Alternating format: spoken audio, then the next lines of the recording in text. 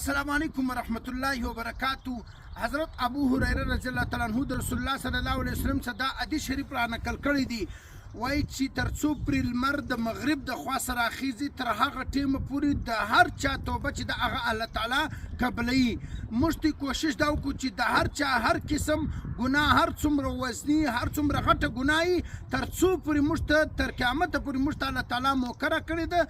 یعنی هر هغه څوک چې هر قسم وزني ګناه لري، ګناه کړي، د کچېرې د خپلو ګناهو په باره کې د الله تعالی سره معافي وغواړي، بخښنه وغواړي، هر قسم وزني ګناه. زه یوه نکته دلته ته بیانوم، که ستا ګناه هر څومره وزني، ته صرف دغه ته وګوره، ته دا سوچ کوه که زما ګناه هر څومره وزني مګر بله خوا ته د ښایسته الله رب العالمین کرم و مهرباني چې کومه ده هغه دومره زیاته ده چې بې شماره او بې تعداده ده. نو د الله تعالی کرم و مهرباني چې دومره زیاته ده، که هر قسم ګناه سره موږ ته مخامخ یو، یو واره د خپل ښایسته رب ته موږ په صداقت باندې توبه وکاږو او د خپلو ګناهو څخه پر شا باندې راسو، تقوا اختیار کو، انشاءالله د سکون او د راحت والا زندگی چې کوم ده هغه به الله تعالی ومشترک کړي. او بیا الله تعالی په قرآن کې وایي بسم الله الرحمن الرحیم ادعوني استجب لكم.